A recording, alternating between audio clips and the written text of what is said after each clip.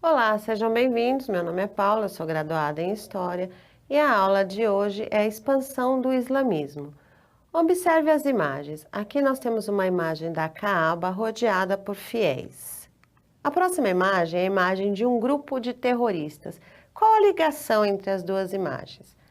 Na verdade, a ligação entre essas duas imagens é uma única palavra: jihad.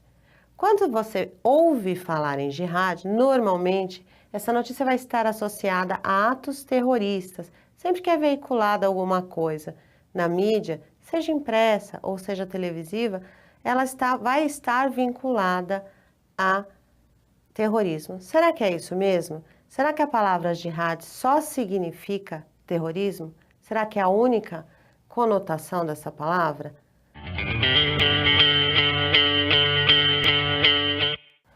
O Islã surgiu no século VII na região da Península Arábica. O criador do Islã, o profeta Maomé, morava em Meca. Nasceu filho de uma das tribos mais importantes e mais influentes do local.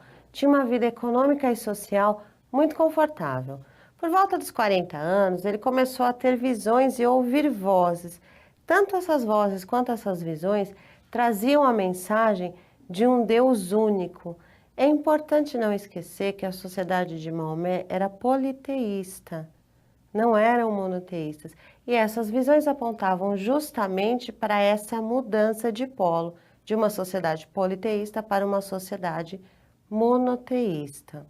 A religião do Islã se baseia em poucos princípios. Ela é monoteísta e todo o fundamento dela está reunido no Alcorão, o livro que reúne todas as mensagens que o profeta recebeu, seja das vozes ou das visões dele.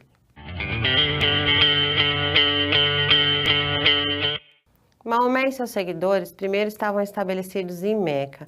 O principal objetivo deles era acabar com o culto das diversas divindades que haviam no local.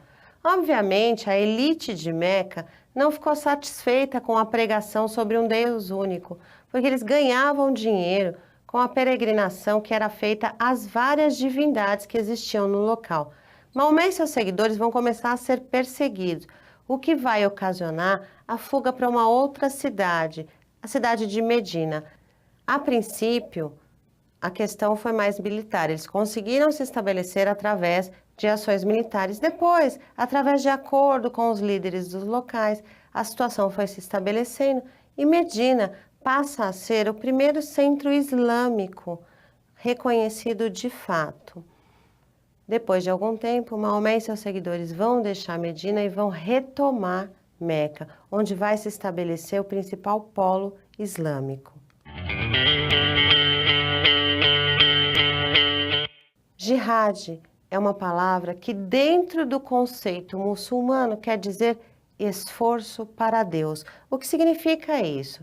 Jihad é o compromisso do fiel de levar a palavra do profeta e levar a palavra de Deus para o maior número possível de pessoas e lugares.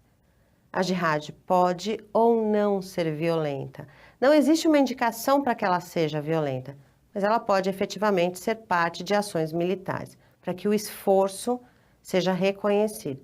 Mas ela não é definitivamente uma palavra que deva ser ligada a terrorismo. É importante lembrar que o grupo Jihad Islâmico é um grupo terrorista que não representa a religião. Jihad é apenas uma palavra que, dentro do conceito da religião, significa esforço para Deus.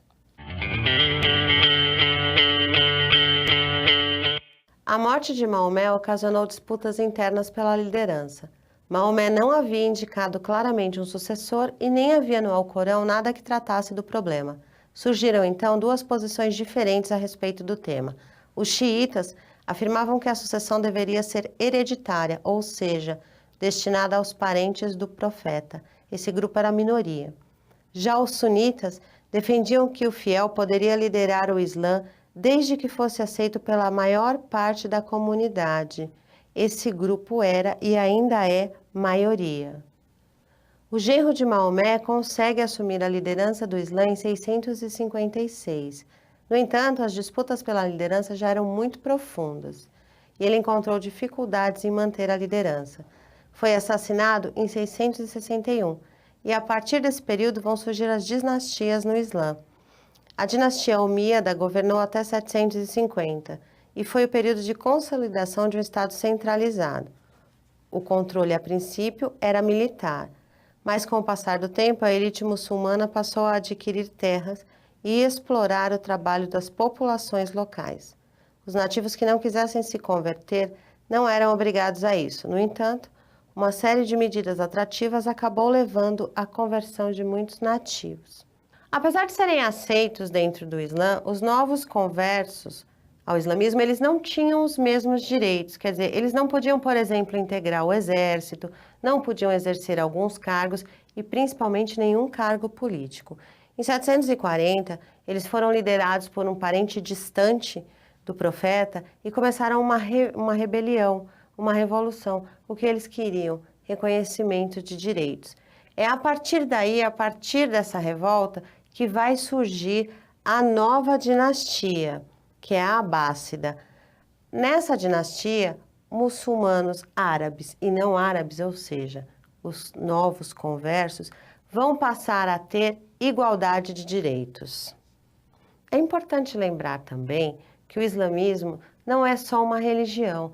É possível notar uma série de influências islâmicas, tanto na arquitetura quanto nas ciências. Nós podemos pensar na matemática, inclusive no nosso idioma.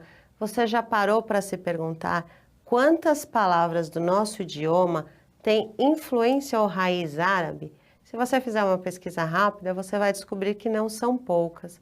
Mas o mais notável mesmo é a questão da arquitetura. Existem vários prédios, catedrais e palácios na Europa, especificamente na Espanha, de arquitetura muçulmana, por conta da ocupação muçulmana naquele território.